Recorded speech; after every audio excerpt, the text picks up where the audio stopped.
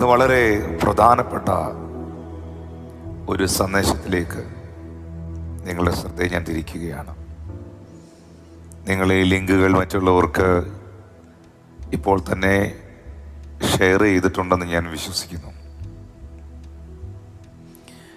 ഇന്ന് രാത്രിയിൽ നിങ്ങളോട് സംസാരിക്കുന്ന, അല്ലെങ്കിൽ നിങ്ങളുടെ അനുഗ്രഹത്തിനായി, സൗഖ്യത്തിനായി, നിങ്ങളുടെ വിടുതലിനായി ദൈവത്തിൻ്റെ ആത്മാവ് സംസാരിക്കുന്ന ഒരു ടോപ്പിക്, പ്രതീക്ഷയോടെ പ്രാർത്ഥിക്കുക എന്നുള്ളതാണ്. എല്ലാവരും ഒന്ന് പറഞ്ഞേ, പ്രതീക്ഷയോടെ പ്രാർത്ഥിക്കുക. നമ്മൾ വിശ്വാസത്തോടെ പ്രാർത്ഥിക്കുക എന്ന് കേട്ടിട്ടുണ്ട്, ഉപവസിച്ച് പ്രാർത്ഥിക്കുക എന്ന് കേട്ടിട്ടുണ്ട്, പ്രാർത്ഥനയിൽ ദൈവത്തെ കാത്തിരിക്കുക എന്ന് കേട്ടിട്ടുണ്ട്. പക്ഷേ ഇന്നെന്നെ കാണുന്ന, കേൾക്കുന്ന കുടുംബങ്ങളോട്, സഭയോട് ദൈവത്തിൻ്റെ പരിശുദ്ധാത്മാവ് അറിയിക്കുന്നു, പ്രതീക്ഷയോടെ പ്രാർത്ഥിക്കുക.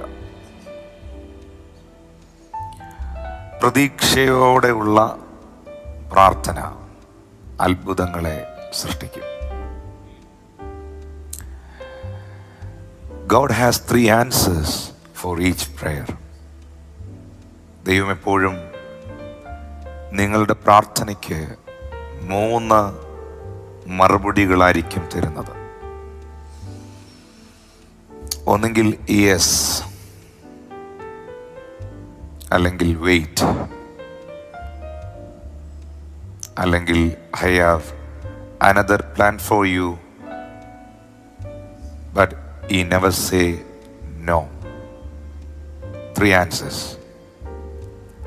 Number 1, yes. Number 2, wait. Number 3, I have another plan for you and your family. But he never say no. നമ്മൾ ദൈവസന്നിധിയിൽ കഴിക്കുന്ന പ്രാർത്ഥനകൾക്ക് ദൈവം ഒന്നെങ്കിൽ ആ നിമിഷം തന്നെ yes, I will do that, I will do for you, ഞാനത് നിങ്ങൾക്ക് വേണ്ടി ചെയ്യും, അല്ലെങ്കിൽ യെസ് എന്ന് ദൈവം പറയും. അല്ലെങ്കിൽ ദൈവം പറയും വെയിറ്റ്, സമയമായിട്ടില്ല, അത് വരും, പക്ഷെ കാത്തിരിക്കണം. അല്ലെങ്കിൽ ദൈവം പറയും, നിങ്ങൾ പ്രാർത്ഥിക്കുന്ന ഈ പ്രാർത്ഥന എൻ്റെ പദ്ധതിയിൽപ്പെട്ട, എൻ്റെ പ്ലാനിൽപ്പെട്ട ഒരു സംഗതിയല്ല, എനിക്ക് നിങ്ങളെക്കുറിച്ച് മറ്റൊരു പദ്ധതിയാണ് ഉള്ളത്. പക്ഷെ ഒരിക്കലും ദൈവം നടക്കില്ല, തരില്ല, നൽകില്ല, നോ എന്ന് ദൈവം ആ വിഷയത്തിൽ പറയത്തില്ല. അതുകൊണ്ട് എപ്പോഴും ദൈവത്തിൻ്റെ സന്നിധിയിൽ പ്രാർത്ഥിക്കുന്ന ഓരോ പ്രിയപ്പെട്ടവരും, അതിൽ ജാതിയും മതമൊന്നുമില്ല. പ്രാർത്ഥന എന്നൊരു വിഷയത്തിൽ മതമോ ജാതിയോ വർഗവർണ്ണ വ്യത്യാസങ്ങളോ ഒന്നുമില്ല. ഇന്നെന്നെ കാണുന്ന നിങ്ങളെല്ലാവരും പ്രാർത്ഥിക്കുന്നവരാണ്. പക്ഷേ കർത്താവ് നിങ്ങളെ അറിയിക്കുന്നു, പ്രതീക്ഷയോടുകൂടെ, ആ എക്സ്പെക്റ്റേഷനോടുകൂടെ നിങ്ങൾ ദൈവസന്നിധിയിൽ പ്രാർത്ഥിക്കുന്നവർ ആയിരിക്കണം. എന്താണ് ഞാൻ അങ്ങനെ പറഞ്ഞതിൻ്റെ കാരണം? നമുക്കറിയാം, ഒരിക്കൽ നമ്മുടെ കർത്താവായ യേശു ക്രിസ്തു 12 ശിഷ്യന്മാരിൽ 3 പേരെയും കൂട്ടിക്കൊണ്ട് ഒരു ഉയർന്ന മലയിലേക്ക് കയറിപ്പോയി. യേശു കർത്താവ് ഉയർന്ന മലയിലേക്ക് പത്രോസ്, യാക്കോബ്, യോഹന്നാൻ എന്ന ഈ 3 അപ്പോസ്തലന്മാരെയും കൊണ്ട് ആ ഉയർന്ന മലയിലേക്ക് കയറിപ്പോയത് പ്രാർത്ഥിക്കാൻ വേണ്ടിയാണ്. പക്ഷെ അവിടെ വെച്ച് ഈ ലോകത്തിലെ ഒരു അലക്കുകാരനും വെളുപ്പിക്കുവാൻ കഴിയാത്ത നിലകളിൽ യേശുവിൻ്റെ വസ്ത്രം വെണ്മയുള്ളതായി. പത്രോസും യാക്കോബും യോഹന്നാനും ഉറങ്ങുകയായിരുന്നു. എന്നാൽ ആ ഉറക്കത്തിൻ്റെ ഇടയിൽ അവർ ഉറക്കമുണർന്ന് പത്രോസ് നോക്കുമ്പോൾ മോശയും ഏലിയാവും അവിടെ പ്രത്യക്ഷമായി നിൽക്കുന്നതും യേശു കർത്താവിൻ്റെ വസ്ത്രം ഭയങ്കര വെണ്മയുള്ളതായിരിക്കുന്നതും വലിയൊരു ഗ്ലോറി, ഖബോദ് ഷെക്കേന ഗ്ലോറി അവിടെ മാനിഫെസ്റ്റ് ചെയ്തിരിക്കുന്നത് പീറ്റർ കാണുകയാണ്. എന്നാൽ അതേ സമയം ഈ സംഭവം ആ മൗണ്ടനിൽ നടക്കുമ്പോൾ നമുക്കറിയാം, മർക്കോസ് സുവിശേഷം 9-ാം അധ്യായം അതിൻ്റെ 14 മുതൽ 29 വരെയുള്ള വാക്യങ്ങൾ വായിക്കുമ്പോൾ ഒരു പിതാവ് ഒരു മകനെയും കൊണ്ട് പ്രാർത്ഥിക്കുവാൻ യേശുവിൻ്റെ അടുക്കൽ വന്നു. പക്ഷെ ആ സമയത്ത് യേശു അവിടെ ഇല്ലായിരുന്നു. യേശു ആ മൗണ്ടനിൽ പ്രാർത്ഥനാ നിരതനായിരുന്നു. എന്നാൽ ആ പിതാവ് ആ സമയത്ത് ശിഷ്യന്മാരോട്, താഴ്വരയിൽ നിൽക്കുന്ന ബാക്കി 9 ശിഷ്യന്മാരോട് ആവശ്യപ്പെട്ടു, നിങ്ങൾ എൻ്റെ മകന് വേണ്ടി പ്രാർത്ഥിക്കുക. അവന് കേൾവിയില്ല, അവന് സംസാരശേഷിയില്ല, കേൾക്കാനും പറ്റത്തില്ല, സംസാരിക്കാനും പറ്റത്തില്ല. എന്തോ ഒരു അശുദ്ധാത്മാവ് അവനെ പിടിച്ചിരിക്കുകയാണ്. നിങ്ങൾ അവന് വേണ്ടി പ്രാർത്ഥിക്കണം.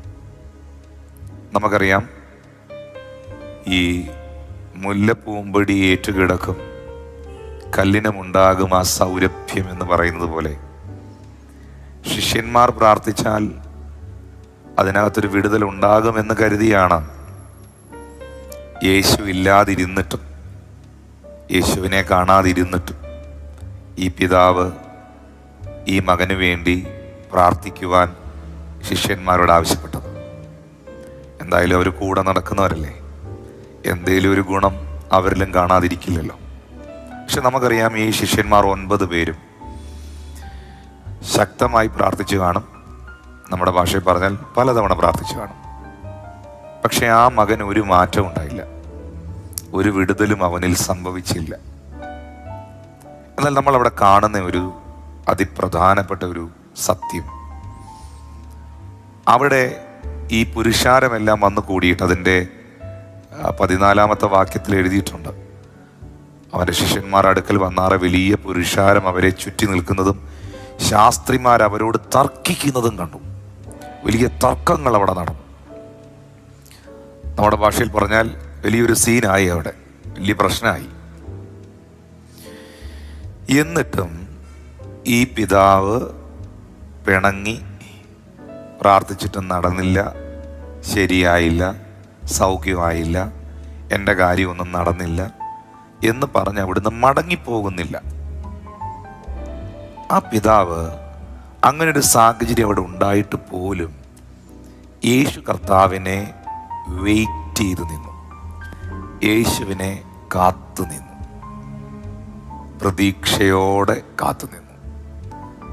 അപ്പോഴാണ് 15-ാമത്തെ വാക്യത്തിൽ നമ്മൾ കാണുന്നത്, ആ മൗണ്ടനിൽ നിന്ന് യേശുവും പത്രോസും യാക്കോബും യോഹന്നാനും പ്രാർത്ഥന കഴിഞ്ഞ് ഇറങ്ങി വരുന്നു. പുരുഷാരം അവനെ കണ്ട ഉടനെ ഭ്രമിച്ച് ഓടിച്ചെന്ന് അവനെ വന്ദിച്ചു. അവൻ അവരോട്, യേശു കർത്താവ് അവരോട്, നിങ്ങളിങ്ങനെ ഈ തർക്കിക്കുന്നത് എന്താ ഇവിടുത്തെ പ്രശ്നം, എന്താ ഇവിടെ സംഭവിക്കുന്നത് എന്ന് ചോദിച്ചു. അതിൽ പുരുഷാരത്തിൽ ഒരുത്തൻ ഇങ്ങനെ പറഞ്ഞു, ഗുരു, ഊമനായ ആത്മാവുള്ള എൻ്റെ മകനെ ഞാൻ നിന്റെ അടുക്കൽ കൊണ്ടുവന്നു. എന്നാൽ അതെവിടെ വെച്ച് അവനെ പിടിച്ചാലും അവനെ തള്ളിയിടുന്നു, അവനെ നുരച്ച് പല്ല് കടിച്ച് അവൻ വല്ലാത്തൊരു സിറ്റുവേഷനിലേക്ക്, വരണ്ടു പോകുന്ന ഒരു സിറ്റുവേഷനിലേക്ക് പോകുന്നു. അതിനെ ഒന്ന് പുറത്താക്കേണ്ടതിന് ഞാൻ നിന്റെ ശിഷ്യന്മാരോട് പറഞ്ഞിട്ടും അവർക്ക് കഴിഞ്ഞില്ല. നമുക്കറിയാം, ഈ ഒരു സാഹചര്യത്തിൻ്റെ നടുവിലും പ്രാർത്ഥനയോടെ, പ്രതീക്ഷയോടെ, പിണങ്ങിപ്പോകാതെ, കംപ്ലൈൻറ്റ് പറയാതെ കാത്തുനിന്ന ഈ പിതാവിനോട് അതിൻ്റെ 22, 23 വാക്യങ്ങളിൽ യേശു കർത്താവ് പറയുന്നുണ്ട്, യേശു അവനോട്, നിന്നാൽ കഴിയുമെങ്കിൽ എന്നോ, വിശ്വസിക്കുന്നവന് സകലവും കഴിയും എന്ന് ഉത്തരം പറഞ്ഞു. വിശ്വസിക്കുന്നവന് സകലവും കഴിയും എന്ന് ഉത്തരം പറഞ്ഞു. ഇന്ന് ഈ ലൈവിൽ എന്നെ കാണുന്ന നിങ്ങളെല്ലാവരും പ്രാർത്ഥിക്കുന്നവരാണ്. ഒരുപക്ഷെ നിങ്ങളുടെ പ്രാർത്ഥനയ്ക്ക് യെസ് എന്ന മറുപടി ആയിരിക്കും നിങ്ങൾക്ക് ലഭിച്ചത്. അതിൻ്റെ വിടുതൽ കിട്ടിക്കാണും. എന്നാൽ ചിലരോട് ദൈവം വെയിറ്റ് എന്ന് പറഞ്ഞിട്ടുണ്ട്. എന്നാൽ മറ്റു ചിലരോട് ദൈവം I have another plan for you, എനിക്ക് നിന്നെക്കുറിച്ച് മറ്റു ചില പദ്ധതികളാണുള്ളത് എന്നറിയിച്ചിട്ടുണ്ട്. എന്തു തന്നെയാണെങ്കിലും വീണ്ടും വീണ്ടും വീണ്ടും പ്രതീക്ഷയോടെ പ്രാർത്ഥിക്കുവാൻ ഒരാഹ്വാനം പരിശുദ്ധാത്മാവ് ഇന്ന് രാത്രിയിൽ നിങ്ങൾക്ക് നൽകി തരികയാണ്. യോഹന്നാൻ 5:3 നമുക്ക് കാണാം, ബെഥേസ്ത എന്ന കുളക്കരയിൽ 5 മണ്ഡപങ്ങളുള്ള വിവിധ രോഗികളുള്ള കുളക്കരയിൽ 38 വർഷം പ്രതീക്ഷയോടെ സൗഖ്യത്തിനു വേണ്ടി കാത്തിരുന്ന ഒരു മനുഷ്യനുണ്ട്.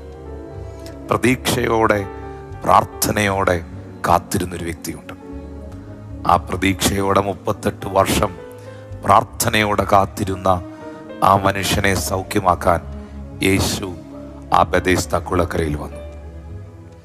12 വർഷം രക്തസ്രാവമുള്ള സ്ത്രീ വലിയ പ്രതിസന്ധിയുടെ നടുവിലൂടെ കടന്നുപോയിട്ടും മുതൽ മുഴുവൻ വിറ്റ് ചികിത്സിച്ചിട്ടും സൗഖ്യം വരാത്ത ആ മകൾ പ്രതീക്ഷയോടെ പ്രാർത്ഥനയോടെ വിശ്വാസത്തോടെ കർത്താവിൻ്റെ വസ്ത്രത്തിൻ്റെ തൊങ്കലിലെങ്കിലും തൊട്ടാൽ സൗഖ്യം വരുമെന്ന ഉറപ്പോടെ അവൻ്റെ വസ്ത്രത്തൊങ്കലിൽ തൊട്ട് ശക്തി അവനിൽ നിന്ന് പുറപ്പെട്ട് അവൾ സൗഖ്യം പ്രാപിച്ചു.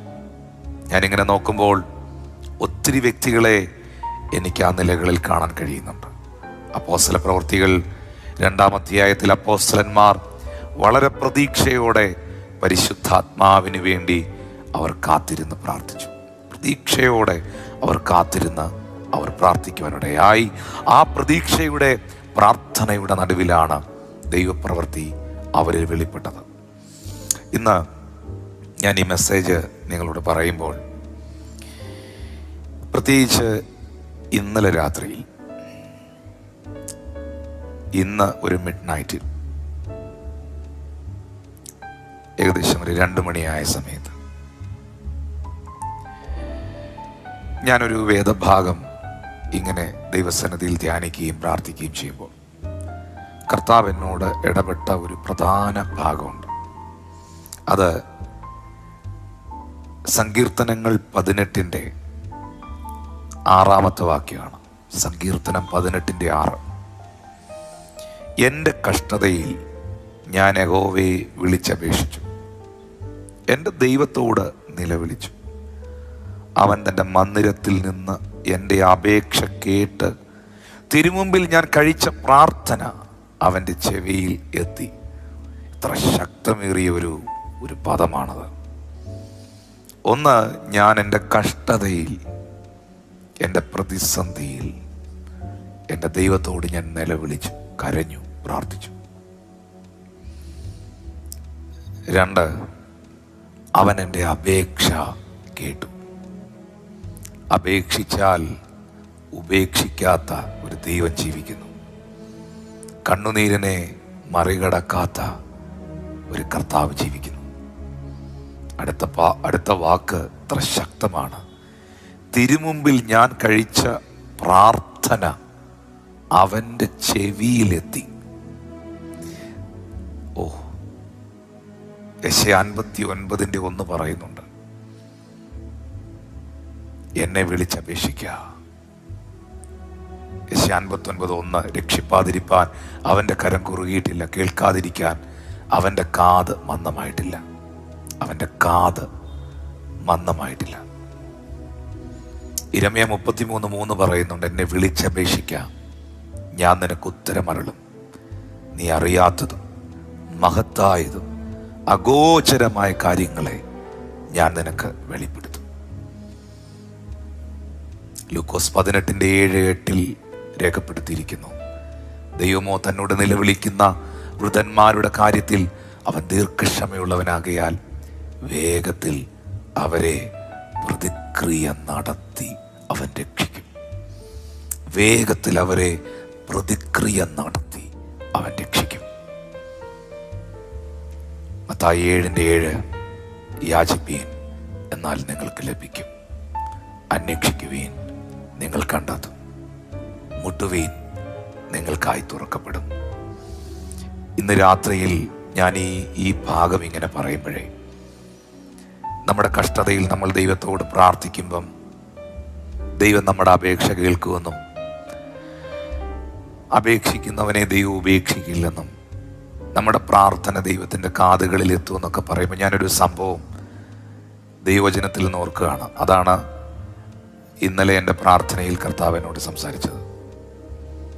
മർക്കോസ് സുവിശേഷം 5-ാം അധ്യായം വായിക്കുമ്പം ഒരു സന്ധ്യയുടെ യാമത്തിൽ യേശു കർത്താവ് ശിഷ്യന്മാരോട് പറഞ്ഞു, എഴുന്നേൽക്ക, നമുക്ക് അക്കരയ്ക്ക് പോകാം. അവർ പടകുമായി യേശുവിനെയും കൂട്ടിക്കൊണ്ട് യാത്ര തിരിച്ചു. എന്നാൽ ആ കടലിൻ്റെ ഏകദേശം ഒത്ത നടുക്കെത്തിയപ്പോൾ ആ അർദ്ധരാത്രിയിൽ വലിയ കൊടുങ്കാറ്റടിച്ചു. കാറ്റടിച്ചതുകൊണ്ട് തിരയിളകി, വള്ളത്തിനകത്തേക്ക് വെള്ളം തള്ളിക്കയറി. ഭയങ്കര കൊടുങ്കാറ്റ്. സത്യത്തിൽ ഈ ശിഷ്യന്മാർ എത്രയോ വർഷങ്ങളായിട്ട് അവർ മീൻ പിടിക്കുന്ന മുക്കുവരാണ്. എത്രയോ വർഷത്തെ എക്സ്പീരിയൻസ് ആണ് അവർക്കുള്ളത്. ഒരു സാധാ കാറ്റിൻ്റെയോ തിരയുടെയോ ഒന്നും മുൻപിൽ അവരെങ്ങനെ വറീഡാകുന്നവരല്ല. പക്ഷെ ആ കാറ്റിൻ്റെ മുൻപിൽ, ആ തിരയുടെ മുൻപിൽ അവർ തകർന്നുപോയി. അവരുടെ അകത്തൊരു മരണഭയം കയറി. അതുകൊണ്ടാണ് അവർ നിലവിളിച്ചത്. മർക്കോസ് 5-ൽ എഴുതിയിരിക്കുന്നു, നാഥ, ഞങ്ങൾ നശിച്ചു പോകുന്നതിൽ നിനക്ക് വിചാരമില്ലയോ? നാഥ, ഞങ്ങൾ നശിക്കാൻ പോവുകയാണ്, ഞങ്ങളെല്ലാവരും മരണപ്പെടാൻ പോവുകയാണ്, ഞങ്ങളങ്ങനെ നശിക്കുന്നതിൽ നിനക്ക് വിചാരമില്ലയോ? നിങ്ങൾക്കറിയാം പ്രിയപ്പെട്ടവരെ, ആ വലിയ കൊടുങ്കാറ്റുകളുടെ ശബ്ദത്തിന്, ആ കൊടുങ്കാറ്റിൻ്റെ ഹുങ്കാര ചൂളം വിളിക്ക് യേശുവിനെ ഉണർത്താൻ കഴിഞ്ഞില്ല. യേശു ഉണർന്നില്ല. കാറ്റടിച്ച് തിര ഇളകി, വള്ളത്തിനകത്ത് കയറി. അമരത്ത് തലയണ വെച്ച് ഉറങ്ങുന്ന കർത്താവിൻ്റെ, എൻ്റെ ഒരു ഇമാജിനേഷനാണേ, ആ ഉപ്പുവെള്ളം, ഉപ്പിൻ്റെ ഉപ്പുവെള്ളം കർത്താവിൻ്റെ മുടിയിലും ശരീരത്തിലും ഒക്കെ ഒഴുകിക്കയറി. വെള്ളം ഒഴിച്ചാൽ ആരാ ഉണരാത്തെ? പക്ഷേ ആ തള്ളിക്കേറിയ തിരകൾക്ക് കർത്താവിനെ എഴുന്നേൽപ്പിക്കാൻ കഴിഞ്ഞില്ല. കൊടുങ്കാറ്റുകളുടെ ഹുങ്കാര ശബ്ദങ്ങൾക്ക്, ചൂളം വിളികൾക്ക് യേശുവിനെ എഴുന്നേൽപ്പിക്കാൻ കഴിഞ്ഞില്ല. എന്നാൽ അതിൻ്റെ നടുവിൽ തൻ്റെ ശിഷ്യന്മാർ നിലവിളിച്ചപ്പോൾ, അതിൻ്റെ മധ്യയിൽ തൻ്റെ ശിഷ്യന്മാർ കരഞ്ഞപ്പോൾ, ആ നിലവിളിയുടെ ശബ്ദം, അവരുടെ കരച്ചിലിൻ്റെ ശബ്ദം കർത്താവിനെ എഴുന്നേൽപ്പിച്ചു. അവനെ ഉണർത്തി. അവൻ എഴുന്നേറ്റു. കൊടുങ്കാറ്റുകൾക്ക് യേശുവിനെ ഉണർത്താൻ കഴിഞ്ഞില്ല. തിരമാലകൾക്ക് അവനെ ഉണർത്താൻ കഴിഞ്ഞില്ല. പക്ഷെ തൻ്റെ മക്കളുടെ കരച്ചിലിൻ്റെ, നിലവിളിയുടെ, പ്രാർത്ഥനയുടെ നടുവിൽ യേശു അമരത്തെഴുന്നേറ്റു. അതെ, തിരുമുമ്പിൽ ഞാൻ കഴിച്ച എൻ്റെ പ്രാർത്ഥന അവൻ്റെ ചെവിയിലെത്തി. എൻ്റെ കഷ്ടതയിൽ ഞാൻ യഹോവയെ വിളിച്ചപേക്ഷിച്ചു. എൻ്റെ ദൈവത്തോട് ഞാൻ നിലവിളിച്ചു. നിങ്ങൾക്കറിയാമോ, യോശുവ എന്ന് പറയുന്ന മനുഷ്യൻ ഒരു ദിവസം പ്രാർത്ഥിച്ചു, സൂര്യൻ അസ്തമിക്കണ്ടെന്ന്.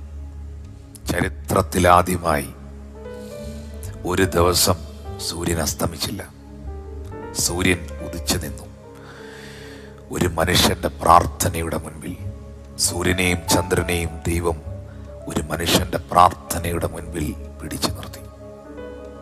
എന്നാൽ നമ്മൾ ലൂക്കോസ് സുവിശേഷം വായിക്കുമ്പോഴേ, നമ്മുടെ കർത്താവായ യേശു ക്രിസ്തു ഇങ്ങനെ യെരിഹോവിലൂടെ നടന്നു പോകുമ്പോൾ തിമായിയുടെ മകനായ ബർത്തിമായി എന്നൊരു ഭിക്ഷക്കാരൻ, ഒരു കുരുടൻ നിലവിളിച്ചു, ദാവീദ് പുത്ര, യേശുവേ, എന്നോട് കരുണയുണ്ടാകണമേ. ബൈബിൾ എഴുതിയിരിക്കുന്ന എന്നാന്നറിയോ? യേശു അവിടെ നിന്നു. ആ ഭിക്ഷക്കാരൻ്റെ, ആ സാധുവായ മനുഷ്യന്റെ കരച്ചിലിന്റെ മുൻപിൽ യേശു അവിടെ നിന്നു. ഒരു ചിന്ത ഞാൻ നിങ്ങളോട് പറയാം, ഒരു ദൈവിക ആലോചന. യോശുവയുടെ പ്രാർത്ഥനയുടെ മുൻപിൽ സൂര്യൻ അസ്തമിക്കാതെ നിന്നെങ്കിൽ, ദിമായിയുടെ മകനായ ബൃദ്ധിമായി എന്ന ഭിക്ഷക്കാരന്റെ, യാചകന്റെ, അന്ധന്റെ പ്രാർത്ഥനയുടെ കരച്ചിലിന്റെ മുൻപിൽ സൂര്യനെ സൃഷ്ടിച്ചവൻ അവിടെ നിന്നു, ചന്ദ്രനെ സൃഷ്ടിച്ചവൻ അവിടെ നിന്നു. ചലിക്കാൻ പറ്റിയില്ല എൻ്റെ കർത്താവിന്. ആ കണ്ണുനീരിനെ മറികടക്കാൻ കഴിഞ്ഞില്ല നസ്രയന്. ആരൊക്കെയോ ഇന്ന് രാത്രിയിൽ ഈ മെസ്സേജ് കേൾക്കുമ്പോൾ പ്രാർത്ഥിക്കുന്നുണ്ട്, എനിക്കറിയാം. ചിലർ ഈ ഒരു മൊമെന്റിനെ ഫണിയായി, തമാശയായി കാണുന്നുണ്ട്. ചിലർ ഈ മൊമെന്റിനെ ചുമ്മാ കാണുന്നുണ്ട്, ചുമ്മാ കേട്ടോണ്ടിരിക്കുന്നുണ്ട്. പക്ഷെ ചിലർ ചങ്ക് പൊട്ടി അപ്പാ എന്ന് വിളിക്കുന്നുണ്ട്. സൂര്യനെയും ചന്ദ്രനെയും സൃഷ്ടിച്ചവൻ നിന്റെ പ്രാർത്ഥനയുടെ നിലവിളിയുടെ മുമ്പിൽ നിൽക്കും. ആ പ്രാർത്ഥനയ്ക്ക് മറുപടിയുണ്ട്. ദൈവത്തിന്റെ മുമ്പിൽ കരയുന്നവനെ മനുഷ്യന്റെ മുമ്പിൽ കരയാൻ ദൈവം അനുവദിക്കില്ല. ദൈവത്തോട് യാചിക്കുന്നവനെ മനുഷ്യരോട് യാചിക്കാൻ ദൈവം വിടുകയില്ല. ദൈവത്തിന്റെ മുമ്പിൽ മുഴങ്കാൽ മടക്കിയവനെ, ശിരസ് നമിച്ചവനെ ഈ ലോകത്തിൽ മറ്റൊന്നിന്റെ മുൻപിൽ തലകുനിക്കാൻ കർത്താവ് വിടത്തില്ല. അത് ഇന്ന് രാത്രിയിൽ ആ പ്രിയ കുടുംബത്തോട് ദൈവം ആലോചനയായിട്ട് അറിയിക്കുകയാണ്. അതുകൊണ്ട് ഈ രാത്രിയിൽ വളരെ പ്രതീക്ഷയോടെ നിങ്ങൾ പ്രാർത്ഥിക്കുന്നവരായിരിക്കണം. ആ എക്സ്പെക്റ്റേഷൻ ഒരിക്കലും നിങ്ങളിൽ നിന്ന് നഷ്ടപ്പെട്ടു പോകരുത്.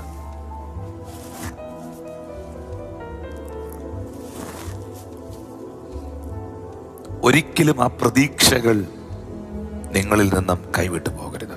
പ്രതീക്ഷയോടെ പ്രാർത്ഥിക്കുക. അപ്പോൾ തന്നെ ആ പ്രാർത്ഥനയ്ക്ക് നിങ്ങൾ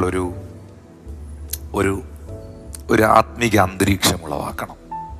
നമുക്കറിയാം, ഈ അപ്പോസ്തലനായ പത്രോസിനെ കാരാഗൃഹത്തിൽ അടച്ചപ്പോൾ, അപ്പോസ്തല പ്രവൃത്തി 12-ാം അധ്യായം 12 മുതലുള്ള വാക്യം, ഇങ്ങനെ ഗ്രഹിച്ച ശേഷം അവൻ മർക്കോസ് എന്ന മറുപേരുള്ള യോഹന്നാന്റെ അമ്മ മറിയയുടെ വീട്ടിൽ ചെന്നു.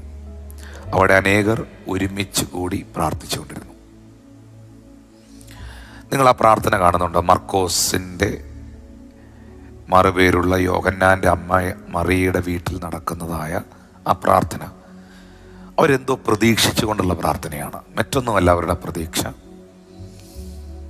അവരുടെ പാസ്റ്റർ, അവരുടെ അപ്പോസ്തലൻ, അവരുടെ ദൈവദാസൻ സുവിശേഷ നിമിത്തവും ദൈവവചന നിമിത്തവും കാരാഗൃഹത്തിൽ അടയ്ക്കപ്പെട്ടിരിക്കുകയാണ്. യാക്കോബ് എന്ന അപ്പോസ്തലനെ കൊന്നുകളഞ്ഞു. നെക്സ്റ്റ് ഡേ, മണിക്കൂറുകൾ മിനിറ്റുകൾക്കകത്ത് പത്രോസിനെയും കൊന്നുകളയാൻ പോവുകയാണ്. പക്ഷേ ഇവിടെ സഭ അവരുടെ ദൈവദാസന് വേണ്ടി, അവരുടെ ദൈവപുരുഷന് വേണ്ടി ഇടുവിൽ നിന്ന് പ്രാർത്ഥിക്കുകയാണ്. അതെ, നിങ്ങളുടെ സഭയ്ക്ക് വേണ്ടി, നിങ്ങളുടെ ദൈവദാസന്മാർക്ക് വേണ്ടി, നിങ്ങളുടെ പാസ്റ്റേഴ്സിന് വേണ്ടി, നിങ്ങളുടെ ഇടവകയെ സഭയെ നയിക്കുന്ന ശുശ്രൂഷകർക്ക് വേണ്ടി നിങ്ങൾ ആത്മാർത്ഥമായി പ്രാർത്ഥിക്കണം, ശക്തമായി പ്രാർത്ഥിക്കണം. പ്രത്യേകിച്ച് ആത്മാക്കളെ നേടുന്നവർക്ക് വേണ്ടി പ്രാർത്ഥിക്കണം. ദൈവരാജ്യത്തിൽ പ്രയോജനപ്പെടുന്നവർക്ക് വേണ്ടി പ്രാർത്ഥിക്കണം. എല്ലാവർക്കും വേണ്ടിയും പ്രാർത്ഥിക്കണം. ഇവിടെ സഭ ശ്രദ്ധയോടെ പ്രാർത്ഥിക്കുകയാണ്. ഈ സമയത്ത് പത്രോസ് ജയിലിലാണ്. നമുക്കറിയാം, ഈ സഭയുടെ പ്രാർത്ഥനയുടെ മധ്യയിൽ ദൈവത്തിൻ്റെ ദൂതൻ കാരാഗൃഹത്തിൽ ഇറങ്ങി. പത്രോസിൻ്റെ വിലാപ്പുറത്ത് തട്ടി അവനെ എഴുന്നേൽപ്പിച്ചു. കയ്യിൽ നിന്ന് ചെങ്ങലകളൊക്കെ അഴിഞ്ഞു വീണു. കാരാഗൃഹ വാതിലുകളെല്ലാം തുറന്നു. ഒടുവിലത്തെ വാതിൽ സ്വതവേ തുറന്നു. പക്ഷെ എനിക്ക് അവിടെ കാണാൻ കഴിഞ്ഞ ഒരു അതിപ്രധാനപ്പെട്ട ഒരു വാക്ക്, ഒരു വചനം, അല്ലെങ്കിൽ ഒരു സന്ദേശം. അതിൻ്റെ 11-ാമത്തെ വാക്യമാണ്. അപ്പോസ്തല പ്രവൃത്തി 12:11.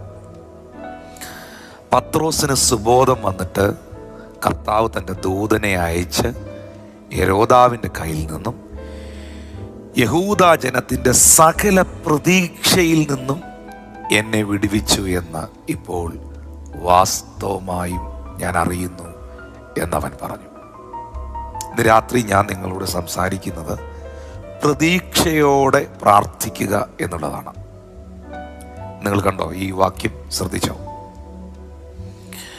ഹെരോദാവിൻ്റെ കയ്യിൽ നിന്നും യഹൂദ ജനത്തിൻ്റെ സകല പ്രതീക്ഷയിൽ നിന്നും എന്തായിരുന്നു ശത്രുവിൻ്റെ പ്രതീക്ഷ? ശത്രുവിൻ്റെ പ്രതീക്ഷ എന്ന് പറയുന്നത് പത്രോസിനെ കൊല്ലുക എന്നുള്ളതായിരുന്നു.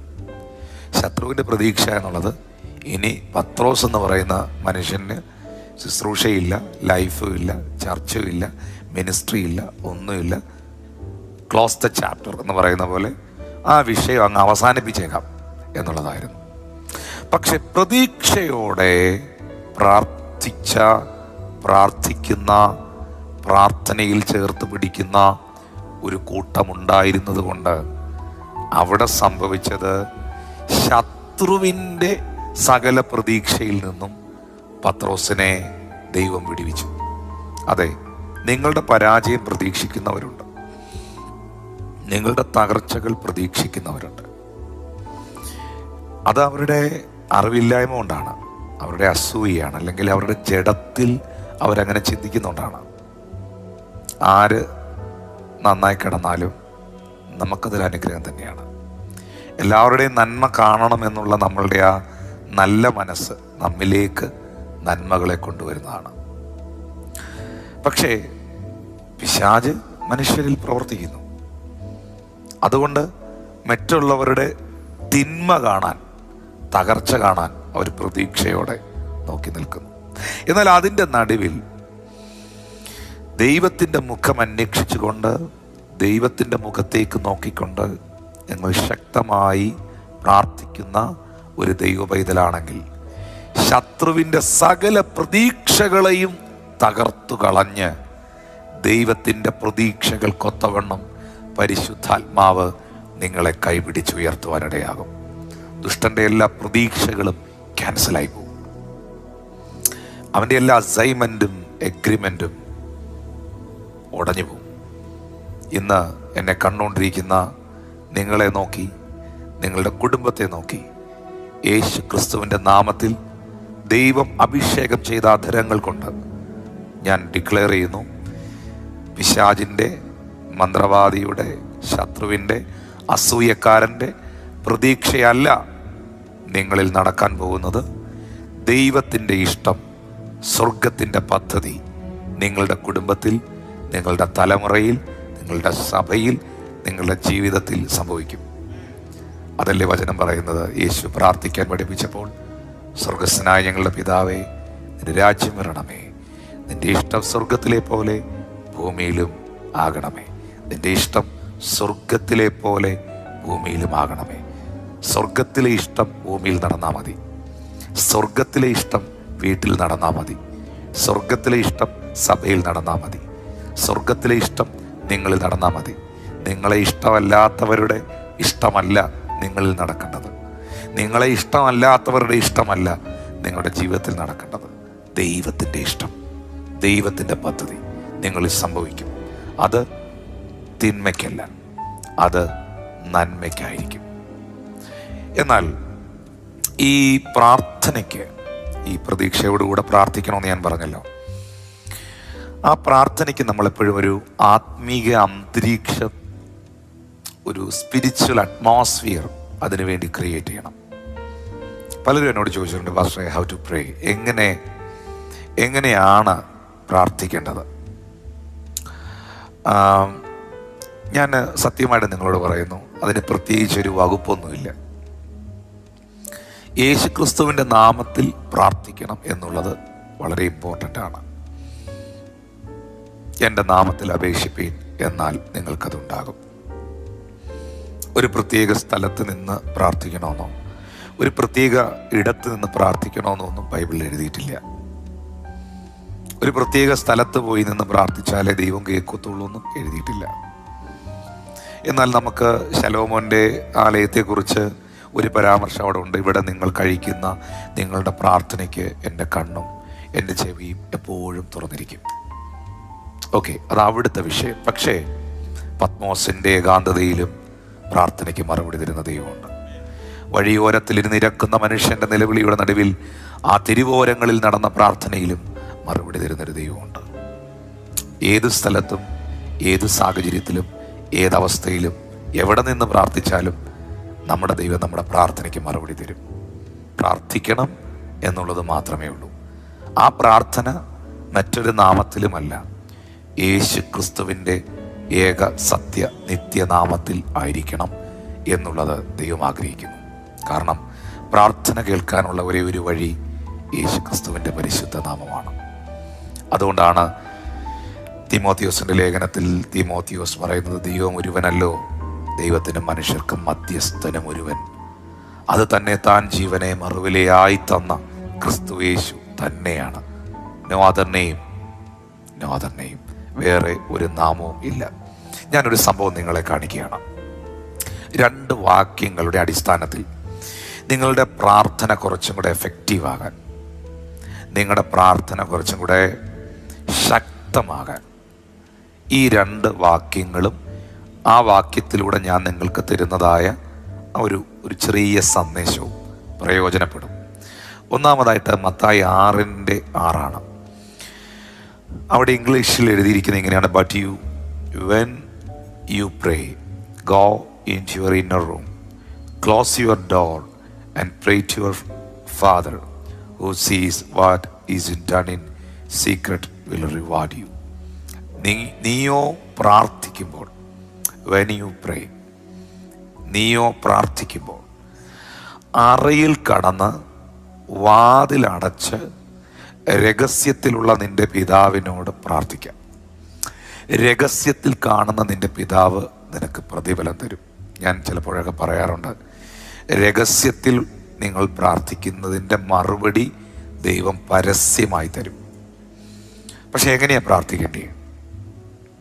അറയിൽ കിടന്ന് വാതിലടച്ച്. എന്തിനാണ് അവിടെ go in to your inner room, close your door and pray to your father എന്ന് എഴുതിയിരിക്കുന്നത്? നിങ്ങൾ മുറി കയറി ഈ വാതിലടച്ച് പ്രാർത്ഥിക്കണം എന്ന് പറഞ്ഞതുകൊണ്ടാണ്. അതിനൊറ്റ കാര്യമേ ഉള്ളൂ, വി ആർ അവോയ്ഡിങ് ഈ distractions. We are avoiding the distractions. ശല്യപ്പെടുത്തലുകൾ, ബുദ്ധിമുട്ടുകൾ, മറ്റ് നോയ്സുകൾ, ശബ്ദങ്ങൾ, കാഴ്ചകളിലേക്കൊന്നും പോകാതെ നമുക്ക് കുറച്ചും കൂടെ ആ പ്രാർത്ഥനയ്ക്കൊരു പ്രൈവസി കിട്ടും. നമ്മൾ ഭയങ്കര ഇമ്പോർട്ടൻ്റ് ആയിട്ടുള്ള ഒരാളിനോട് സംസാരിക്കുമ്പോൾ, ഏറ്റവും പ്രധാനപ്പെട്ട ഒരു കാര്യം സംസാരിക്കുമ്പം, നമ്മൾ ചന്തയിൽ നിന്ന് മാർക്കറ്റിൽ നിന്ന് സംസാരിക്കുമോ? ഇല്ല. എല്ലാവരും കൂടി നിൽക്കുമ്പം വളരെ പ്രധാനപ്പെട്ട കാര്യങ്ങൾ നമ്മൾ സംസാരിക്കുമോ? ഇല്ല. ഏറ്റവും പ്രധാനപ്പെട്ട കാര്യങ്ങൾ പ്രധാനപ്പെട്ട ആൾക്കാരുമായി സംസാരിക്കാൻ ഫസ്റ്റിലെ നമ്മളൊരു ഇടം കണ്ടെത്തും. ഒരു ഓഫീസ് റൂം, ഒരു ഇന്നർ ചേംബർ, അല്ലെങ്കിൽ ഒരു പ്രൈവറ്റ് പ്ലേസ് നമ്മൾ കണ്ടെത്തും. അവിടെ വെച്ചായിരിക്കും ആ കോൺവെർസേഷൻ നടക്കുന്നത്, ആ ഡിസ്കഷൻ നടക്കുന്നത്.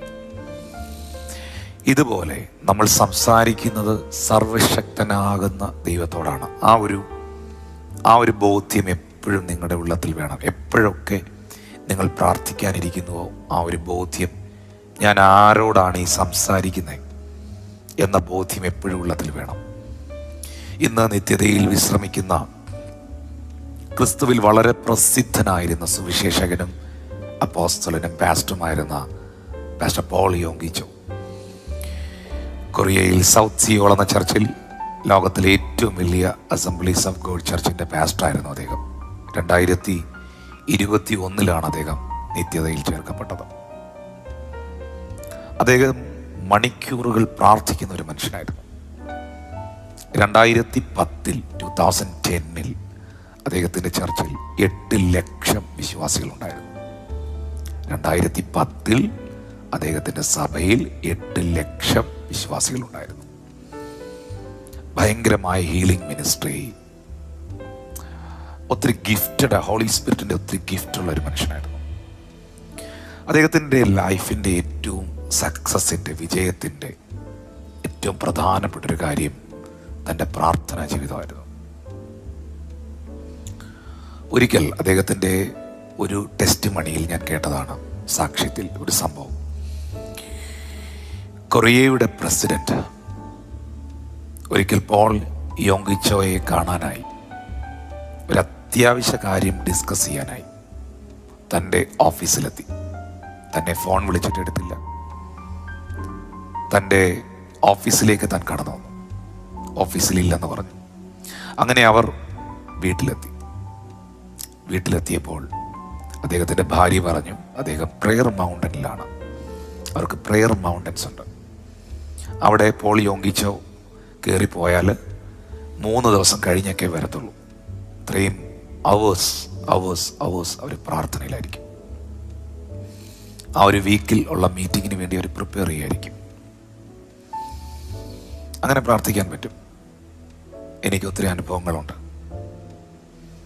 8 മണിക്കൂർ 9 മണിക്കൂറൊക്കെ ഒറ്റ ഇരിപ്പിൽ ഇരുന്ന് പ്രാർത്ഥിക്കാനും 40 days ഒക്കെ ഫാസ്റ്റ് ചെയ്യാനും പലതവണ ഇപ്പോഴും സമയം കിട്ടുമ്പോഴൊക്കെ സാധ്യമാകാറുണ്ട്.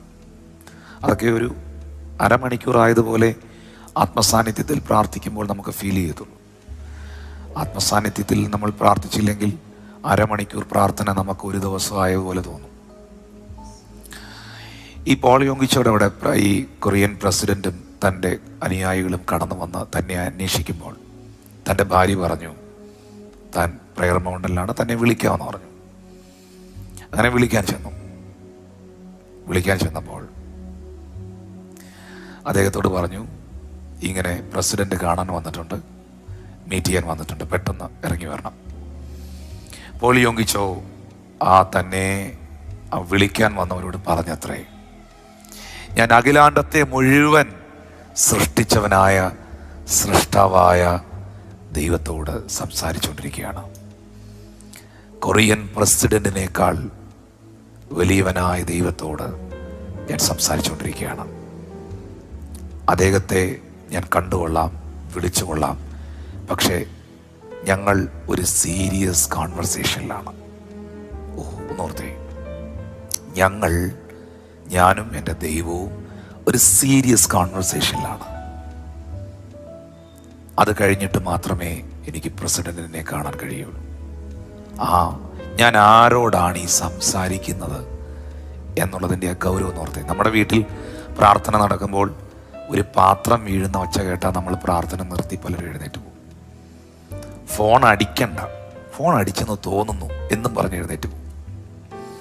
നമ്മൾ ആരോടാണ് സംസാരിക്കുന്നത്? അതിൻ്റെ ഗൗരവം എത്ര പേർ മനസ്സിലാക്കുന്നുണ്ട്?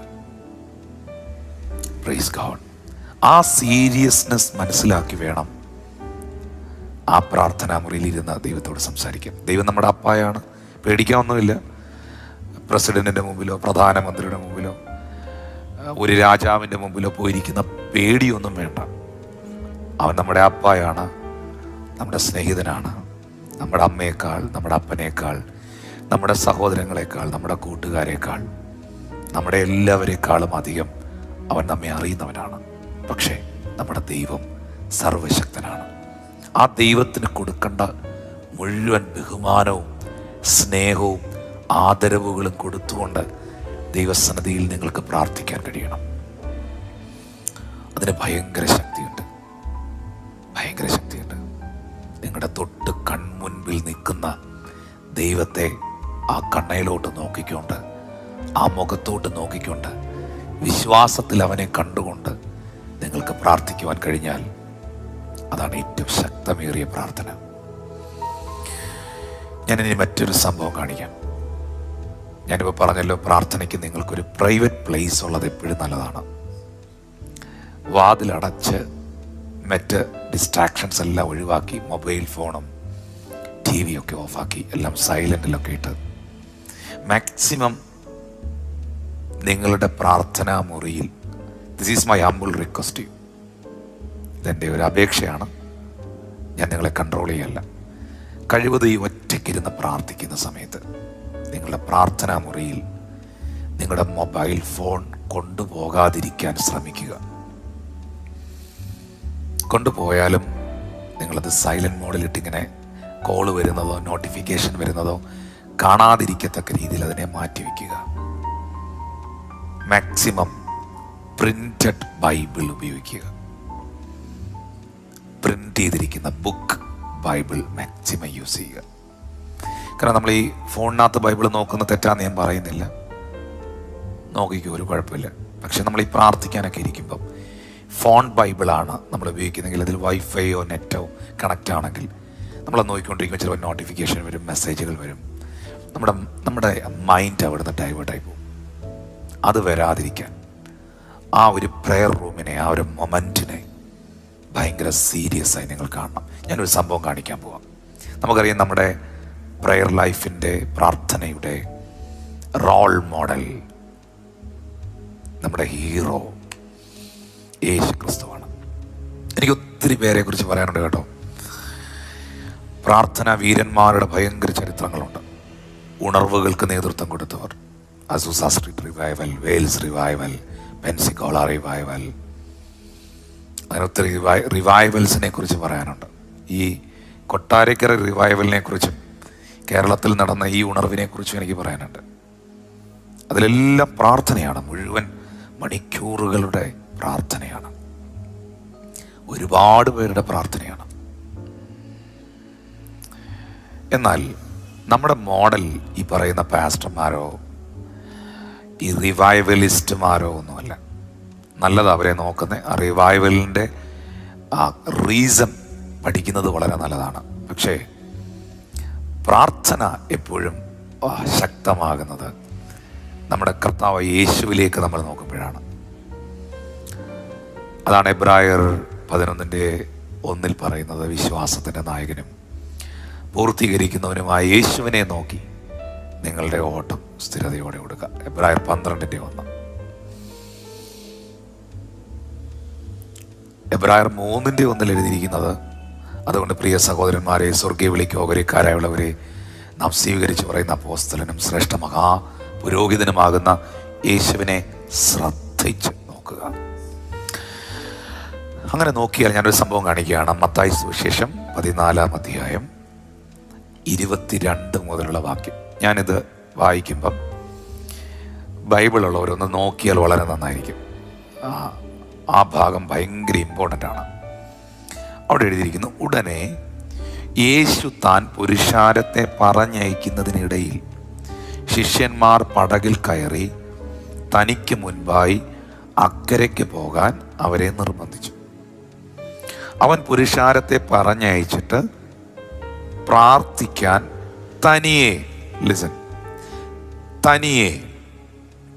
ഒറ്റയ്ക്ക് മലയിൽ കയറിപ്പോയി. വൈകുന്നേരമായപ്പോൾ അവിടെ ഏകനായിട്ട് ഇരുന്നു പ്രാർത്ഥിച്ചു. അടുത്ത ഭാഗത്തിൽ എഴുതിയിട്ടുണ്ട്, പടകോ കരവിട്ട് പല നാഴിക ദൂരത്തായി, കാറ്റ് പ്രതികൂലമായതുകൊണ്ട് തിരകളാൽ വലഞ്ഞിരുന്നു. ആ രാത്രിയുടെ 4 അവൻ കടലിൻ്റെ മേളിലൂടെ നടന്ന് ശിഷ്യന്മാരുടെ അടുക്കൽ വന്നു. അവർ കടലിൻ്റെ മേലിലൂടെ വരുന്നത് കണ്ടിട്ട് ശിഷ്യന്മാർ ഭ്രമിച്ച്, ഒരു ഭൂതം വരുന്നെന്ന് പറഞ്ഞവർ പേടിച്ച് നിലവിളിച്ചു.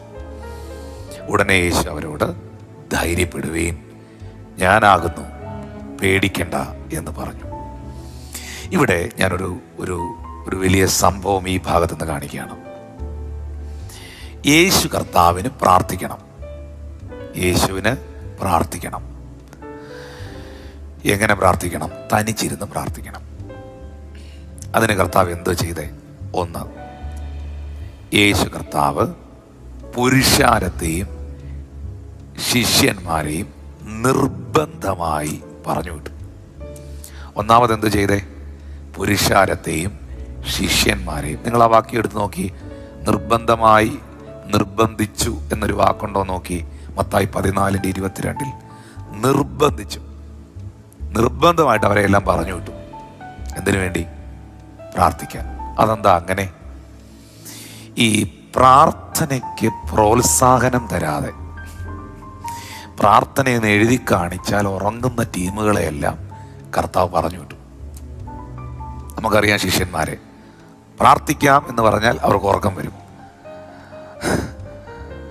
പ്രാർത്ഥനയ്ക്ക് പ്രോത്സാഹനം തരാത്ത, ആ ഒരു പ്രേയിങ് സ്പിരിറ്റ് ഇല്ലാത്ത, ഇൻ്റർസീഡ് ചെയ്യാൻ താല്പര്യമില്ലാത്ത, പ്രാർത്ഥനയുടെ പ്രാധാന്യത അറിഞ്ഞുകൂടാത്ത കൂട്ടങ്ങളെയെല്ലാം കർത്താവ് അങ്ങ് പറഞ്ഞു വിട്ടു. നമുക്കറിയാം, പുരുഷാരം എന്ന് പറയുന്നത് അവർ പ്രാർത്ഥിക്കാനൊന്നും വന്നതല്ല, പ്രാർത്ഥിപ്പിക്കാൻ വന്നതാണ്. യേശുവിനെയും കൊണ്ട് പ്രാർത്ഥിപ്പിക്കാനും അവരുടെ കാര്യം സാധിക്കാൻ വന്നതാണ്. അവരെ അങ്ങ് പറഞ്ഞു വിട്ടു. പിന്നെ ശിഷ്യന്മാർ, ഇവർ കൂടെ നിൽക്കും, അപ്പം വാഴ്ത്തും, കഴിക്കും, അത്ഭുതങ്ങൾക്കൊക്കെ കൈകൊട്ടും. പക്ഷേ വലിയ പ്രാർത്ഥനാ ജീവിതമൊന്നുമില്ല. നമുക്ക് പലയിടത്തും അറിയാം, ഇവർക്ക് വലിയ പ്രെയർ ലൈഫൊന്നുമില്ല. അവരെയും ഇവർ പോകുകയില്ല കേട്ടോ, ശിഷ്യന്മാർ പോകുകയില്ല. അതുകൊണ്ട് കർത്താവ് നിർബന്ധിച്ച് പറഞ്ഞു വിട്ടു. നമ്മൾ ചില പറയത്തില്ലേ, നീ പോയി ചായയൊക്കെ കുടിച്ചിട്ട് വാ, എല്ലാം കഴിച്ചിട്ട് വാ എന്ന് പറഞ്ഞതുപോലെ നിർബന്ധിച്ച് ഇവരെ പറഞ്ഞു വിട്ടു, ശിഷ്യന്മാരെ.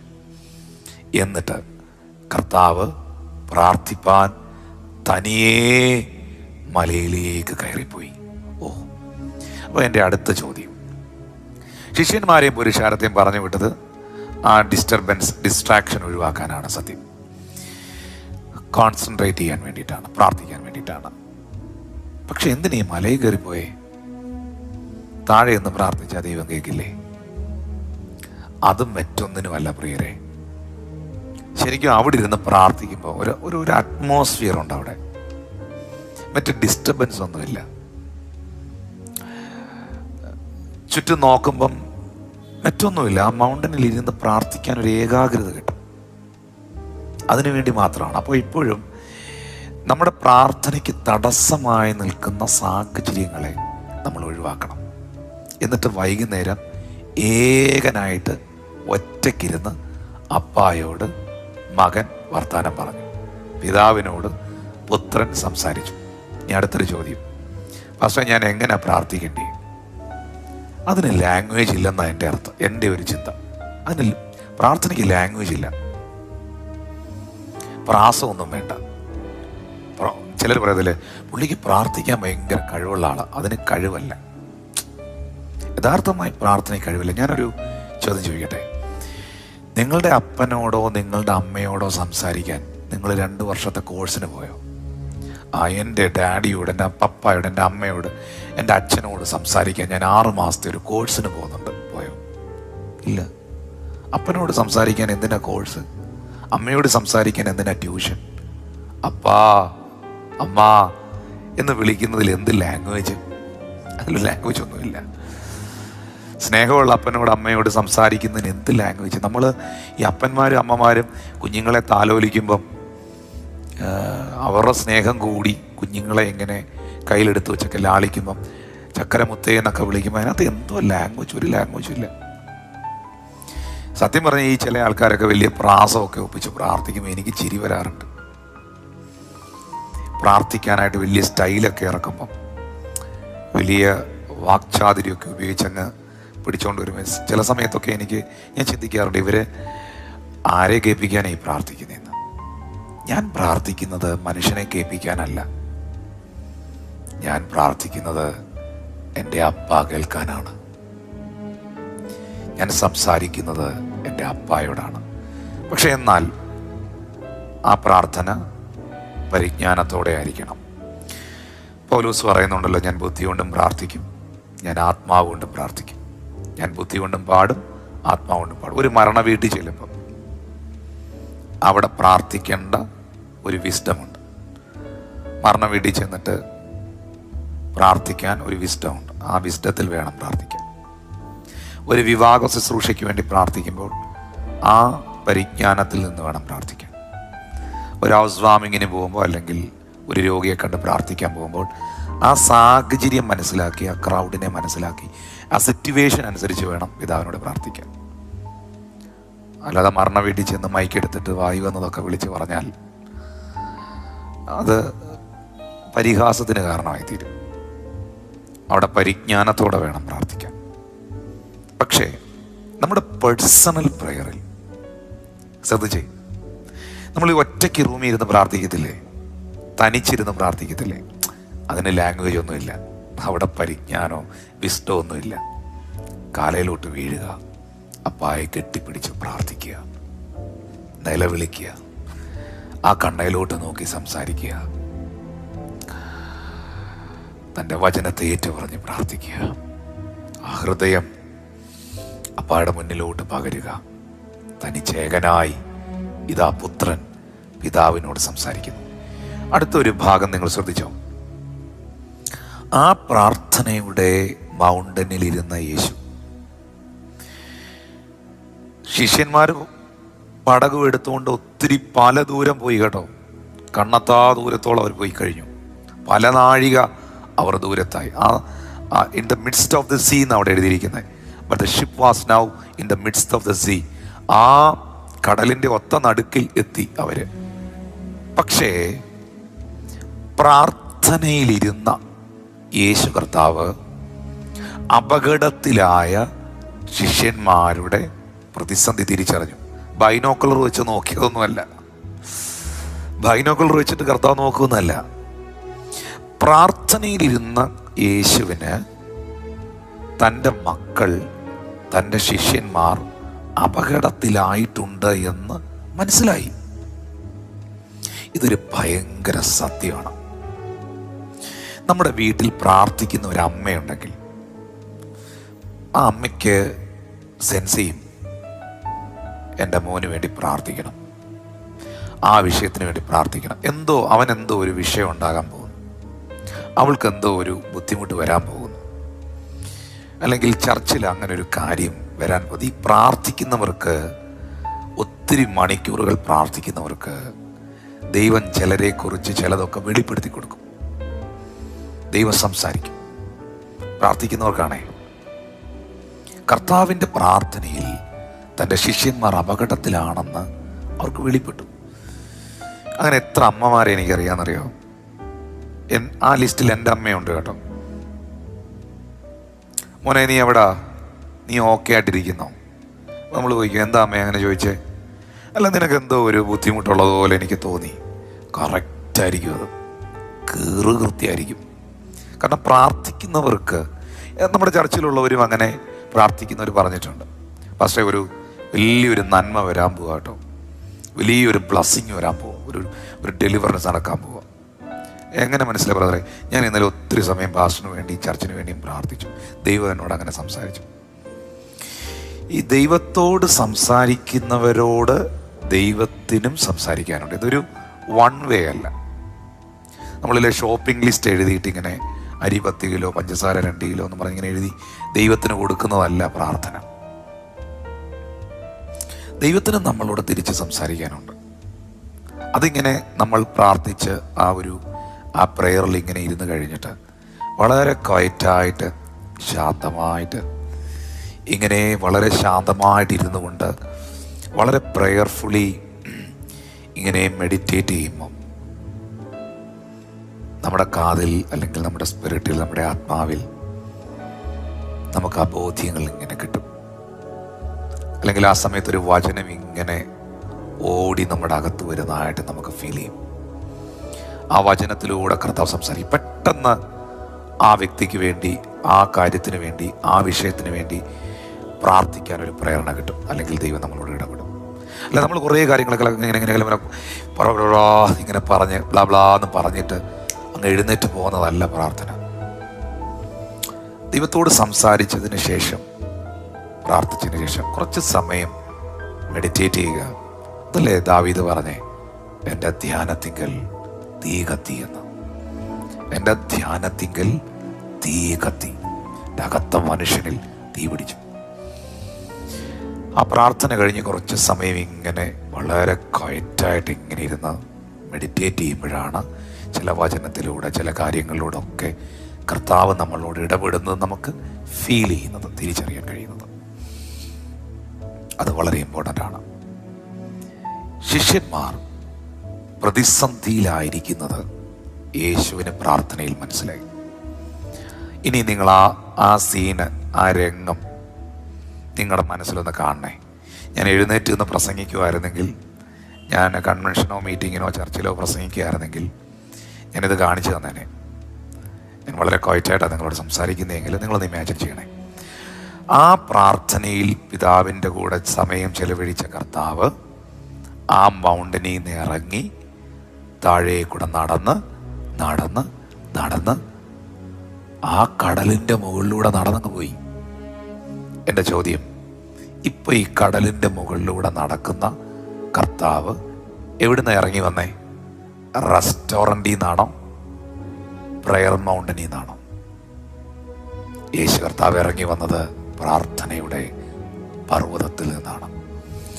പ്രാർത്ഥനയുടെ പർവ്വതങ്ങളിൽ നിന്ന് ഇറങ്ങി വരുന്നവന്, പ്രാർത്ഥനാ മുറിയിൽ നിന്ന് പ്രാർത്ഥന കഴിഞ്ഞ് ഇറങ്ങി വരുന്നവന് ഏത് തിരയുടെ മുകളിലൂടെ നടക്കാനും കഴിയും. ഏത് പ്രതിസന്ധികളെയും അവൻ ഫേസ് ചെയ്യും. ഉറപ്പെന്ന്. ഏത് വെല്ലുവിളികളെയും അവൻ അഭിമുഖീകരിക്കും. ഏത് തിരയിടം നമ്മൾ ഞെട്ടിപ്പോവും. പലരും പേടിച്ച് പകച്ച് പെരയ്ക്കകത്ത് കയറി വിറയ്ക്കുന്ന സാധനമൊക്കെ പുള്ളി കൂളായിട്ട് ഡീൽ ചെയ്യും, കൂളായിട്ട് ഹാൻഡിൽ ചെയ്യും. നമ്മൾ വിചാരിക്കും, അയ്യോ പുള്ളി അങ്ങ് പേടിച്ച് ഒളിച്ചു. ഒരു ഒളിപ്പുമില്ല, ഒരു പേടിയില്ല. പുള്ളി കൂളായിട്ട് അത് ആ വ്യക്തിയുടെ ബലമല്ല. താൻ പ്രാർത്ഥനയിൽ തൻ്റെ പിതാവിൻ്റെ സന്നിധിയിലിരുന്ന് സ്വീകരിക്കുന്ന ആ കരുത്താണ്, ആ ബലമാണ്. ഈ കടലിൻ്റെ മേളിലൂടെ യേശു നടക്കുമ്പം നമ്മളത് കേട്ടിട്ടുണ്ട് പലപ്പോഴും, യേശു കടലിൻ്റെ മേളിൽ കൂടെ നടന്നെന്ന്. പക്ഷെ എവിടുന്ന് ഇറങ്ങി വന്നേന്ന് വായിച്ചിട്ടുണ്ടോ? ഈ പ്രാർത്ഥന മണിക്കൂറുകളുടെ പ്രാർത്ഥന കഴിഞ്ഞ് ആ പർവ്വതത്തിൽ നിന്ന് ഇറങ്ങി കർത്താവ് കടലിൻ്റെ മുകളിലൂടെ നടന്ന് തിരയുടെ മുകളിലൂടെ നടന്ന് ദേ ശിഷ്യന്മാരുടെ അരികിലെത്തി. ഇനി നമുക്കവിടെ കാണാൻ കഴിയുന്ന ഒരു സത്യം, പ്രതിസന്ധിയിൽ അകപ്പെട്ടു പോയ ശിഷ്യന്മാരെ യേശു സഹായിക്കുന്നു. ധൈര്യപ്പെടുവീൻ, ഞാനാകുന്നു, പേടിക്കേണ്ട എന്ന് പറയുന്നു. ദൈവസന്നിധിയിൽ ഒറ്റയ്ക്ക് മണിക്കൂറുകൾ പ്രാർത്ഥിക്കുന്ന ഒരു വ്യക്തിക്ക് മാത്രമേ പ്രതിസന്ധിയിൽ അകപ്പെട്ടവനെ സഹായിക്കാൻ പറ്റത്തുള്ളൂ. എപ്പോഴും നമ്മൾ പറയത്തില്ലേ, പ്രാർത്ഥനാ സഹായം ആവശ്യപ്പെടുന്നു. ശരിക്കും നമുക്കൊരാളെ ഹെൽപ്പ് ചെയ്യാൻ പറ്റും പ്രാർത്ഥനയിൽ. അങ്ങനെ പലരും അറിയാതെ എത്രയോ വ്യക്തികളുടെ വിടുതൽ നടന്നിട്ടുണ്ട്. ഇപ്പോൾ അവരൊക്കെ മറന്നുപോയെങ്കിലും, ഇപ്പോൾ അവരെ ഓർക്കുന്നില്ലെങ്കിലും, എത്രയോ കൊടുങ്കാറ്റുകൾ, തിരകൾ, പ്രതിസന്ധികൾ പ്രാർത്ഥനകളുടെ നടുവിൽ ശാന്തമായിട്ടുണ്ട്. ഇന്നും പലരും ജീവിച്ചിരിക്കുന്നതും ജീവനോടെ നിൽക്കുന്നതും ആരുടെയൊക്കെയോ പ്രാർത്ഥനയുടെ ആ ഒരു കരുത്തിലാണ്. Praise God. പ്രാർത്ഥിച്ച കർത്താവ് പ്രാർത്ഥനയുടെ പർവ്വതത്തിൽ നിറങ്ങി വന്ന് പ്രതിസന്ധിയുടെ തിരകളുടെ മുകളിലൂടെ നടന്ന് പ്രതികൂലത്തിൽ അകപ്പെട്ട ശിഷ്യന്മാരോട് പേടിക്കണ്ട, ധൈര്യപ്പെടുവീൻ എന്ന് പറയുന്നത്. അതെ, നിങ്ങൾ പ്രാർത്ഥിക്കുന്ന ഒരു സഹോദരനാണോ? നിങ്ങൾ പ്രാർത്ഥിക്കുന്ന ഒരു സഹോദരിയാണോ? നിങ്ങൾ ദൈവസന്നിധിയിൽ മണിക്കൂറുകൾ പ്രാർത്ഥിക്കുന്ന ഒരു വ്യക്തിയാണോ? അല്ലെങ്കിൽ കിട്ടുന്ന സമയം പ്രാർത്ഥനയ്ക്ക് വേണ്ടി മാറ്റുന്ന ഒരാളാണോ? നിങ്ങൾ പലർക്കൊരു അനുഗ്രഹമാവും. പലരുടെയും ഭയത്തെ പുറത്താക്കാൻ ദൈവം നിങ്ങളെ ഉപയോഗിക്കും. വെള്ളത്തിൽ താണ് മുങ്ങി വെള്ളം കുടിച്ച് മുങ്ങിപ്പോകുന്ന പലതിൻ്റെയും കൈക്ക് പിടിച്ചെഴുന്നേൽപ്പിക്കാൻ, അവരെ പുറത്തു കൊണ്ടുവരാൻ, അവരെ എഴുന്നേൽപ്പിച്ച് നിർത്താൻ, അവരെ കരുത്തുള്ളവരാക്കി മാറ്റാൻ, അവരുടെ മരണഭീതിയെ പുറത്താക്കി അവരെ ശക്തരാക്കി മാറ്റാൻ നിങ്ങളുടെ പ്രാർത്ഥനയ്ക്ക് കഴിയും. നിങ്ങളുടെ പ്രാർത്ഥനയ്ക്ക് കഴിയും. ഇന്ന് ഈ ഒരു വിഷയം ഞാൻ പറയുമ്പോൾ പ്രാർത്ഥനയിലുള്ള ഡിസ്റ്റർബൻസിനെ ഒഴിവാക്കുക. ഞാൻ ആരോടാണ് സംസാരിക്കുന്നത് എന്നുള്ള ബോധ്യത്തിൽ ദൈവത്തോട് പ്രാർത്ഥിക്കുക. സർവോപരി പ്രാർത്ഥന പ്രതീക്ഷയോടുകൂടെ ആയിരിക്കുക. ഞാൻ നിങ്ങൾക്ക് വേണ്ടി പ്രാർത്ഥിക്കാൻ പോവാണ്. എന്നെ യൂട്യൂബിലും ഫേസ്ബുക്കിലും ഒക്കെ വാച്ച് ചെയ്യുന്ന ഒത്തിരി പ്രിയപ്പെട്ടവരുണ്ട്.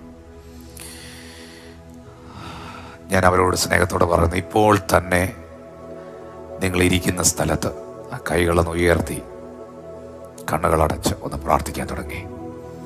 എനിക്ക് പ്രാർത്ഥിക്കാൻ പറ്റുന്നില്ല എന്നുള്ള ആ ഒരു ചെയിൻ ബ്രേക്കായി പോകട്ടെ. അപ്പാന്നൊന്ന് വിളിച്ചേ. Thank you Lord. Thank you Lord, thank you Lord, thank you Lord. പ്രാർത്ഥിക്കാൻ തുടങ്ങി. കണ്ണു തുറന്നെന്നെ നോക്കിയിരിക്കുന്ന ഒരു നിമിഷത്തിലേക്കല്ല നമ്മളിപ്പോൾ വന്നിരിക്കുന്നത്, പ്രാർത്ഥനയുടെ നിമിഷത്തിലേക്കാണ്.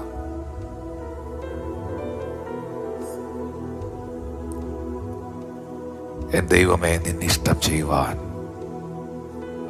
വന്നിടുന്നേ ഞാൻ ഇന്ന് മോദമായി. എൻ്റെ ഇഷ്ടം ഒന്നും വേണ്ട പ്രിയനെ, നിന്റെ ഇഷ്ടം എന്നിൽ പൂർണ്ണമാക്കണമേ. തിരമാലകളുടെ ശബ്ദം അവനെ ഉണർത്തിയില്ല, കൊടുങ്കാറ്റിന്റെ ശബ്ദം അവനെ ഉണർത്തിയില്ല,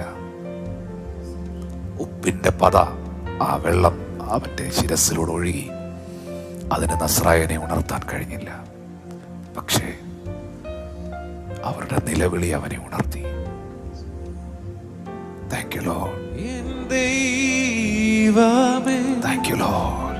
നിന്നിഷ്ടം ചെയ്യുവാൻ അതേ കർത്താവേ വന്നിടുന്നേ. അതേ പരിശുദ്ധാത്മാവേ, ഞാനെന്നു മോദമാ. അതേ പരിശുദ്ധാത്മാവേ, എന്റെ ഇഷ്ടം ഒന്നും വേണ്ട പ്രിയനെ. Thank you, Holy Ghost. അങ്ങേ ഇഷ്ടം I thank you, എന്നിൽ പൂർണ്ണമാക്കണേ. എന്റെ ഇഷ്ടം ഒന്നും വേണ്ട പ്രിയനെ. അങ്ങേ ഇഷ്ടം എന്നിൽ പൂർണ്ണമാക്കണേ. ഞാനവനുള്ള കയ്യിലിരിക്കയാ, ആരുമില്ലെനിക്കു ദോഷം ചെയ്യുവാൻ. ഞാനവനുള്ള കയ്യിലിരിക്കയാ, ആരുമില്ലെനിക്ക് ദോഷം ചെയ്യുവാൻ. ഇന്നെനിക്കു വന്നു നേരിടുന്നതെല്ലാം നിൻഹിതമാണെന്നു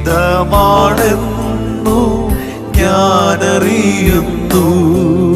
എൻ ദൈവമേ, നിന്നിഷ്ടം ചെയ്യുവാൻ വന്നിടുന്നേ ഞാനെന്നു മോദമാ. എൻ്റെ ഇഷ്ടം ഒന്നും വേണ്ട പ്രിയനേ, അങ്ങേ ഇഷ്ടം എന്നിൽ പൂർണ്ണമാക്കണേ. എൻ്റെ ഇഷ്ടമൊന്നും വേണ്ട പ്രിയനേ, അങ്ങേ ഇഷ്ടം എന്നിൽ പൂർണ്ണമാക്കണേ. ലൈവായിട്ട് തന്നെ വാച്ച് ചെയ്യുന്ന പ്രിയപ്പെട്ടവർക്ക് വേണ്ടി ഞാൻ പ്രാർത്ഥിക്കും. ഞാൻ ഫോൺ എടുത്ത് നോക്കി നിങ്ങൾക്ക് വേണ്ടി പ്രാർത്ഥിക്കും. പക്ഷേ ഈ സമയം ഞാൻ നിങ്ങൾക്ക് എല്ലാവർക്കും വേണ്ടി ഒന്ന് പ്രാർത്ഥിക്കുകയാണ്. പ്രതീക്ഷയോടെ പ്രാർത്ഥിക്കുക, പ്രാർത്ഥനയുടെ അന്തരീക്ഷം സൃഷ്ടിക്കുക. ഞാൻ ആരോടാണ് പ്രാർത്ഥിക്കുന്നത് എന്ന ബോധ്യത്തിൽ യേശു ക്രിസ്തുവിൻ്റെ നാമത്തിൽ പ്രാർത്ഥിക്കുക. അതെ, എൻ്റെ പ്രാർത്ഥനയുടെ ശബ്ദം കേട്ട്, എൻ്റെ നിലവിളിയുടെ ശബ്ദം കേട്ട് എനിക്ക് വേണ്ടി പ്രവർത്തിക്കുന്നൊരു ദൈവം എനിക്കായി ജീവിക്കുന്നു. പിതാവേ, യേശു ക്രിസ്തുവിൻ്റെ നാമത്തിൽ നിന്റെ കുഞ്ഞുങ്ങൾക്ക് വേണ്ടി പ്രാർത്ഥിക്കുന്നു. ഇങ്ങനെ മനസ്സിനെ ഡൗൺ ആക്കാൻ ശ്രമിക്കുന്ന സകല സാഹചര്യങ്ങളുടെ മേലും ഒരു വലിയ ഡെലിവറൻസ്, ദൈവപ്രവൃത്തി നിന്റെ മക്കളിൽ ഈ നിമിഷം തന്നെ സംഭവിക്കട്ടെ. തലമുറകളെ ഓർത്ത്, കുടുംബത്തെ ഓർത്ത്, ശുശ്രൂഷകളെ ഓർത്ത് ഒക്കെ അവർ വറീഡാകുന്നെങ്കിൽ, in the name of Jesus, I release the grace, I release the deliverance, I release the blessings in the mighty name of Jesus. Thank you, Lord. കർത്താവേ, അത്ഭുത സൗഖ്യത്തെ നിന്റെ കുഞ്ഞുങ്ങൾക്ക് അവിടുന്ന് കൊടുക്കണമേ. അവിടുത്തെ മുഖത്ത് നോക്കിയവരാരും ലജ്ജിതരായിട്ടില്ല. അവരുടെ മുഖമൊക്കെയും പ്രകാശമായിട്ടുണ്ട്. അവങ്കിലേക്ക് നോക്കിയവർ പ്രകാശിതരായി. അവരുടെ മുഖം ഒരു നാളും ഒരിടത്തും ലജ്ജിച്ചിട്ടില്ല. എങ്ങും ലജ്ജിക്കുവാൻ കർത്താവ് ഇടവരുത്തത്തില്ലല്ലോ. കർത്താവിൻ്റെ സന്നിധിയിൽ ഞങ്ങളെ തന്നെ താഴ്ത്തുന്നു. രോഗത്താൽ ഭാരപ്പെടുന്നവർ എന്നെ കേൾക്കുന്നെങ്കിൽ കർത്താവെ, അത്ഭുത സൗഖ്യത്തെ, അത്ഭുത വിടുതലിനെ യേശു ക്രിസ്തുവിൻ്റെ നാമത്തിൽ നിന്റെ മക്കളുടെ മേൽ ഞാൻ കൽപ്പിക്കുകയാണ്. എല്ലാ ഫിയറും നിന്റെ മക്കളെ വിട്ടുമാറട്ടെ. എല്ലാ ആങ്സൈറ്റിയും യേശുവിന്റെ നാമത്തിൽ വിട്ടുമാറട്ടെ. Thank you Jesus, thank you Jesus, thank you Jesus. എല്ലാ രോഗശക്തികളും യേശുവിൻ അടിപ്പിടരാൽ സൗഖ്യമാകട്ടെ. Heal them, Lord, in the name of Jesus, in the mighty name of Jesus. Thank you, Lord. Thank you, Lord. Thank you, Lord. ഞാൻ യഹോവയെ എല്ലാ കാലത്തും വാഴ്ത്തും. ഏതു സാഹചര്യത്തിലും ഞാൻ വാഴ്ത്തും. ഏത് സിറ്റുവേഷനിലും ഞാൻ പ്രാർത്ഥിക്കും. അവന്റെ സ്തുതി എപ്പോഴും എൻ്റെ നാവിന്മേലിരിക്കും. പെരുവെള്ളം കവിഞ്ഞു വരുമ്പോൾ അതെൻ്റെ മീതെ ഒഴുകില്ല. തീയിലൂടെ നടന്നാൽ എൻ്റെ കാല് വെന്തുപോകില്ല. ഇസ്രായേലിന്റെ പരിശുദ്ധനെ, നിന്റെ ഉള്ളം കരുത്തിൽ ആ ദൈവദാസനെ, കുടുംബത്തെ, ഈ എന്നെ കാണുന്ന പ്രിയപ്പെട്ടവരെ ഞാൻ ഏൽപ്പിക്കുകയാണ്. അവരുടെ കുഞ്ഞിൻ്റെ ശാരീരിക ബുദ്ധിമുട്ടുകൾ സൗഖ്യമാകട്ടെ. തലമുറകളെ കർത്താവിടുന്ന് തൊടണമേ. അവരുടെ സാമ്പത്തിക മേഖലകളെ കർത്താവ് സ്പർശിക്കണമേ. അവരുടെ ആരോഗ്യ വിഷയങ്ങളിൽ കർത്താവ് ഹീലിങ്ങിനെ അയക്കണമേ. ഒരു പുതിയ അഭിഷേകത്തെ, പ്രാർത്ഥനയുടെ ആത്മാവുണ്ട്. The spirit of prayer, the spirit of prayer, Lord, precious Holy Spirit. പരിശുദ്ധാത്മാവേ, പ്രാർത്ഥിക്കുവാൻ ഇവരെ സജ്ജമാക്കണമേ. ദേശത്തിന് വേണ്ടി ഇടിവിൽ നിന്ന് മതിൽ കെട്ടി പ്രാർത്ഥിപ്പാൻ പരിശുദ്ധാത്മാവരെ ഒരുക്കണമേ.